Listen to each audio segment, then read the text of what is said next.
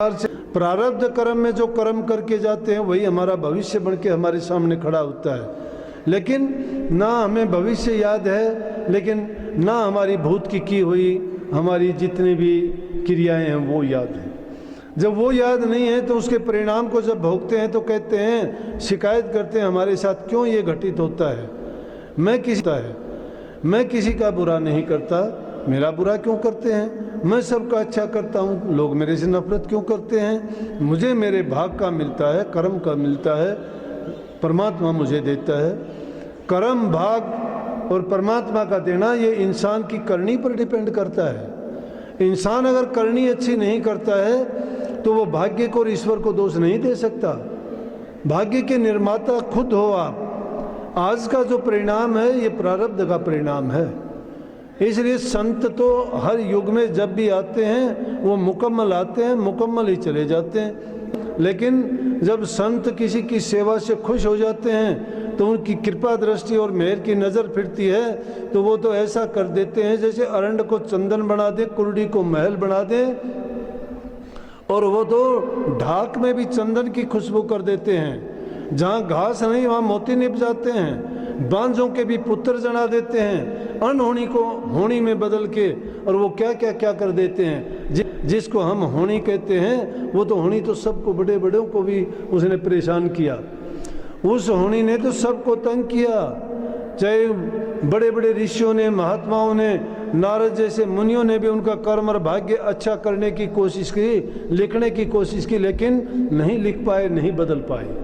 लेकिन संतों की शरण में जो जीव चला जाता है ना, ये बात बड़ी नहीं है। ये आप विचार करके देखना, जो भी जीव संतों की शरण में शरणागत होके गया, उनका एक भी उदाहरण मुझे ऐसा बता दो कि उसके कर्म ना कटे हो, उसका कल्याण ना हुआ हो, या उसने कर्म की मार खाई हो, या उसके जीवन में किसी प्रकार की तकलीफ आई।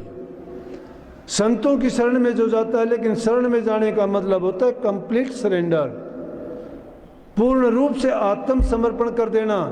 ये बात कहने के नहीं है कि मन धन सतगुरु को दे दिया, अर्पण कर दिया, नहीं। ना हम तन देते हैं, ना मन देते हैं, ना धन देते हैं। क्यों? ये देने वाली चीज़ हम समझते ही नहीं हैं। हम दुनियादारी की चीज़ों को तो धन समझते हैं, हम अपने शरीर को तन समझते हैं। संतों ने ना तो हमारे शरीर से कुछ लेना, ना हमारे धन से कुछ करना है।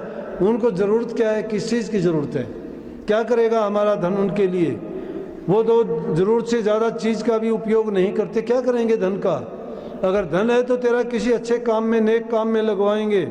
तू तो उस व्याधि से बच जाएगा जो तूने किसी गलत तरीके से कमाया है, या वो गलत तरीके से आया है, और जिसके लिए दिया गया है उसके कल्याण में लगने के कारण तेरा उपकार करवाते हैं। गुरु नहीं भूखा तेरे धन का, उन पे धन है भक्ति नाम का। पर तेरा उपकार करावे, भूखे नंगे को दिलवावे। उनकी मेहर मुफ्त तू पावे, जो उनको प्रसन्न करावे। उनको खुश करना है भारी, निज पुरुष सत्य पुरुष निज कृपाधारी। जो गुरु प्रसन्न और सब रूठे तो भी उसका रोम न टूटे। हम तो दुनियादारी के लोगों को खुश करने में लगे रहते हैं। बड़े वो देवाड़ा है तो उसकी जी हजूरी करने में रात दिन लगा देते हैं। कोई पैसे वाला होता है तो उसकी जी हजूरी में, कोई हमारे से शक्तिशाली दिखता है उसकी जी हजूरी में। अरे क्या है, जिसकी जी हजूरी करनी चाहिए, जो छोटे से छोटे से लेके बड़े से बड़े जीव को, सबको रोजी बांटता है, सबको जीवन देता है, सबका लालन पालन करता है, जिससे सब मांगते हैं, उस दर के भिखारी क्यों नहीं होते। संत उन्हीं का हुक्म लेके आते हैं। इसलिए संतों की शरण में जो सच्चे रूप से चला जाता है वो किसी चीज़ का मोहताज नहीं रहता। ये मोहताजी हमें कब तक होती है? जब तक हम अज्ञान में रहते हैं।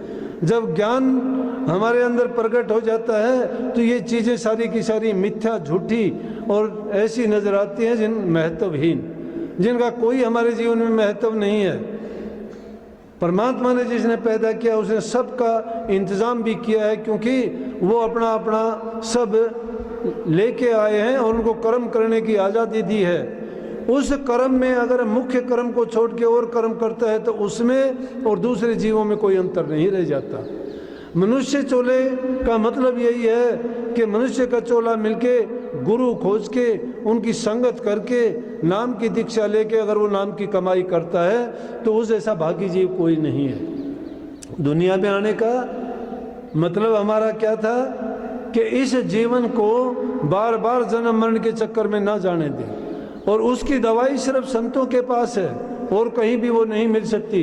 लाख पूजा पाठ करो, लाख हवन करो, लाख आरतियाँ उतारो, लाख तीर्थों पे गोते लगाओ जाके, जब तक मन की सफाई नहीं होती है और प्रदूषण बाहर के प्रदूषणों से हम अपने नाकों को भींच लेते हैं कि उनकी बदबू ना आए, आंखों को मींच लेते हैं गंदी चीज़ नज़र ना आए, कानों को बंद कर लेते हैं कि बुरी चीज़ हमें ना सुननी पड़े। लेकिन जो मानसिक प्रदूषण है वो सबसे बुरा है।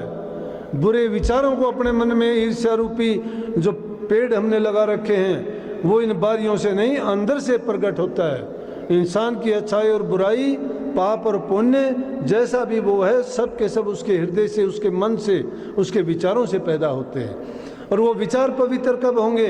जब अपने सभी विचारों को निकाल के गुरु के विचारों में अपने ख्यालात को अगर जोड़ दें, उनके ख्यालात को अपने हृदय में बसा लें। अगर घर में ले आके फूल रखते हो, पूरे घर में खुशबू हो जाती है। अगर कोई जिसमें बदबू आती है वो चीज़ घर में होती है तो सबको दुख देती है, सब कहते हैं कि बदबू किस चीज़ की है। तो क्यों ना अच्छे वचन, गुरु की वाणी, संत महापुरुषों के वचन अगर हृदय में हम रख देंगे तो वो बुराइयां कैसे रहेंगी? हमारे हृदय में भी उसी प्रकार से पवित्रता आ जाएगी, खुशबू आएगी और हमेशा ही अच्छे विचार और अच्छे ख्यालात हमारे बने रहेंगे, जिससे हमारा जीवन भी सुधरेगा, अच्छा बनेगा। जिस लाइन पे लगाना चाहोगे उसी पे लग जाएगा। आदमी एक बार अगर किसी तरफ अपने आप को लगा देता है, उसको आदत बना लेता है, वो उसकी प्रकृति बन जाती है। प्रकृति को मोड़ना या उसको बदलना बड़ा कठिन होता है। इसलिए कोई भी ऐसे विचार ना आने दो। लेकिन संतों का सत्संग करने का मतलब है बार बार जब सत्संग में जाओगे, बार बार सत्संग के वचनों की आपके ऊपर चोट पड़ेगी, वो भूली हुई बातों को पुनः आपको याद दिलाएंगे, पुनरावृत्ति होती रहेगी। एक बार में समझ नहीं आएगी, दोबारा आ जाएगी, दोबारा नहीं 3 बार में आ जाएगी। क्योंकि जब तक वो घटना आपके साथ नहीं घटती है ना, तब तक उस वचन का कोई महत्व नहीं होता है। बात समझ में कब आती है? जब वो संतों का कहा हुआ वचन आपके जीवन में प्रकट होके आपको प्रमाणित कर देता है कि संत ने ये बात फरमाई थी और ये बात देखो आज सत्य हो गई है। जब हम उसको मानते हैं कि वाकई में ये बात सत्य थी, इसलिए, और उनकी वाणी कभी झूठ नहीं होती, निर्लेप होते हैं उनके वचन, क्योंकि उनकी वाणी में मिलोनी नहीं है। मिलोनी किसकी होती है? जिसका कोई अपना स्वार्थ होता है, किसी का कोई लालच होता है, या किसी से द्वेष और बुराई होती है। जब किसी के प्रति उसकी ईर्ष्या भावना है नहीं, किसी के प्रति बुराई नहीं, वो सर्वजन हित की बात करते हैं, सर्वजन सुख की बात करते हैं, वो पूरे मानवता नहीं, सारे जीवों के कल्याण की बात करते हैं, सब जीवों पर दया करते हैं। इसलिए दया धर्म का मूल बताया है। दया धर्म का मूल है, पाप मूल अभिमान। दया रूपी जब चीज हमारे हृदय में प्रकट हो जाती है तो समझो कि धर्म के रास्ते पर हैं हम। तो और बाहर की चीज़ों का जब इतना ख्याल करते हैं, स्वच्छता का ध्यान देते हैं। आज स्वच्छता प्रचार किया जाता है कि बाहर की स्वच्छता तो जब अपने आप स्वच्छता हो जाएगी, हृदय की स्वच्छता नहीं है हमारी, वैचारिक स्वच्छता नहीं है, वो पवित्रता नहीं होगी तो बाहर का क्या करेगा? अच्छा है तेल लगाना, बढ़ती है ताकत तेल लगाने से, जब अंदर तेल नहीं होता क्या बात होता? बाहर लगाने से क्या होगा? बाहर के लिपा पोती के दिखाने से क्या होगा? जब अंतर मैला है, जब अंदर से काले हैं, बाहर से सफ़ेदी है, क्या उसमें प्रकट होगा? लेकिन जब भी उसको थोड़ा रगड़ा दिया जाएगा तो सफ़ेदी मिट जाएगी, अंदर से कालक निकल आएगी। जिस प्रकार से अगर कोई कोयले को रगड़ के धोना चाहता है और उसमें सफ़ेदी लाना चाहता है, नहीं आता। कोई ऐसे तो अभागे जीव होते हैं जो संतों की शरण में जाके भी अपना भाग बिगाड़ते हैं, संवारते नहीं हैं, और उनको अगर भले की और नेक सीख दी जाती है तब भी नहीं मानते हैं। क्यों नहीं मानते? कि उनकी बुद्धि के ऊपर काल बैठा होता है। तो मैंने कही थी कि संतों को ना विद्या की ज़रूरत है, ना उनको किसी कपड़े की ज़रूरत है, ना कोई भेख धारने की ज़रूरत है, ना कोई आडंबर पाखंड करने की ज़रूरत है। वो तो जिस रूप में जैसे होते हैं उसी में प्रसन्न रहते हैं। जो दे दिया वो पहन लिया, जो दे दिया वो खा लिया, और जो उनको कह दिया वही उसी को उसने मान लिया। वो किसी की बात में भी ये नहीं कहते, कोई सच्ची कहता है उसको सच्ची, झूठी कहता है वो भी सच्ची है उनके लिए, क्योंकि उनके दिल में कोई दूसरी भावना ही नहीं है। तो फिर उसका वो ख्याल नहीं करते ये झूठी है, सच्ची है, बुरी है, भली है।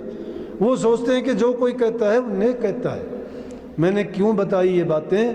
मैं और किसी की बातें नहीं बताया करता, मैंने किसी ग्रंथ का अध्ययन नहीं किया। सच्ची पूछो, मैंने रामायण भी नहीं पढ़ी कभी। मैंने एक रामायण पढ़ी है, हजूर ताराचंद जी महाराज को मैंने पढ़ा है। जो भी कुछ देन है उनकी देन है, ये जीवन भी एक एक पल भी उन्हीं का है। जब से उनमें उनकी शरण में आया था उसी टाइम से मैंने अपने आप को समर्पित कर दिया था। मैंने अपना घर परिवार अपना काम कुछ भी नहीं सोचा था। उसके बाद देखने वाले सब जानते भी हैं। मैं ये तो नहीं कह सकता, लेकिन हाँ मेरा पूरा प्रयास ये था कि अपने टाइम में मैंने पूरा प्रयास ये करा कि मैं उनका होके रहूं। मैं उनका होके रहा। जो मेरे से बन पड़ता था मैं बिना अपनी परवाह किए, बिना रात दिन अपना सुख आराम देखे मैंने कभी नहीं की। कभी मैंने किसी प्रकार की शिकायत नहीं की। वो तो एक खेल के रूप में संतों की बात होती है, वो पता नहीं क्या का क्या परीक्षा लेनी होती है, उनको क्या करना होता है, क्या लोगों को दिखाना होता है। उनकी बात तो संत तो जो तुलसी साहब ने, पलटू साहब ने कही, दादू साहब ने, कि दादू संत गति गोई और दादू जाने न कोई। संतों की गति गुप्त होती है, उसको कोई नहीं जान सकता। उनकी लीला को वो खुद जानते हैं कि वो क्या करके दिखाना चाहते हैं और क्या उनकी परीक्षा होती है, और वो किस रूप में शिष्य को सुधारना चाहते हैं, उसको किस रास्ते पे लगाना चाहते हैं। उनके आगे ना कोई चालाकी चलती है, ना कोई होशियारी चलती है। उनको जैसा कहोगे मान लेंगे, लेकिन करने वाला खुद धोखा खा जाएगा, उनके साथ धोखा नहीं हो सकता। क्योंकि जो किसी का धोखा कभी करता नहीं है उसके साथ धोखा कौन कर देगा। हम प्रकृति का नियम है, जैसा जो करेगा वैसा उसको वापस मिलेगा। करके देख लेना, तुम किसी का बुरा करोगे तुम्हारा बुरा होगा, तुम किसी का भला करोगे भला होगा। संतों के एक एक वचन की मैं इसी कहता हूं ना कि कीमत ही नहीं है। कितने भी ग्रंथ लिख दो, 4 वेद क्या मायने रखते, लाख वेद लिख दो संतों के, रोजाना ग्रंथ की रचना कर सकते हैं वो, क्योंकि पराविद्या का ठिकाना थोड़ा है। इसीलिए तो वेदों ने भी, रचयिता ने लिख दिया नयति नयति, के ज्ञान का ये अंत नहीं है, इससे आगे बहुत है। और फिर जो लक्ष्य ज्ञान है वो ज्ञान किताबों में नहीं आ सकता। ये वर्णात्मक बातें हम कितनी भी बनाए जाते हैं, धुनात्मक चीज़ है, वो अंतर में प्रकट होती है। ना उसको लेखनीबद्ध किया जा सकता है, ना जबान से कहा जा सकता है। इसीलिए संतों ने उसके गुंगे का गुड़ या गुंगे की मिठाई कह के बखान किया है। तो प्रेमियों, उसको प्राप्त करने के लिए अपने आप को समर्पण की जरूरत है। गुरु के समर्पित तो करके देखो अपने आप को। ये बताने की दिखाने की जरूरत नहीं है।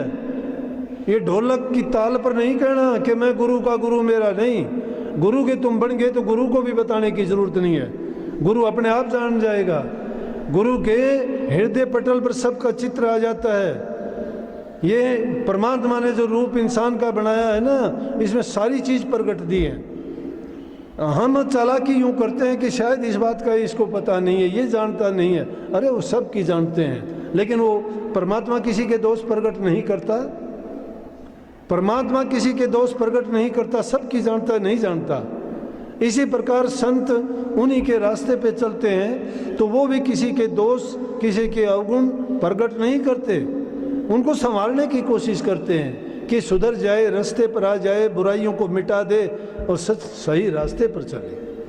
तो इस पावन दिन पर मैं दुआ करूंगा हजूर महाराज जी से आपको शक्ति दे। मुझे खुशी है आप लोगों की सेवाओं पर, आपकी श्रद्धा, विश्वास और यकीन पर कि आपको जो बताया जाता है, कहा जाता है, उसमें ज़्यादा नहीं तो काफ़ी से ज़्यादा आप अमल करते हो।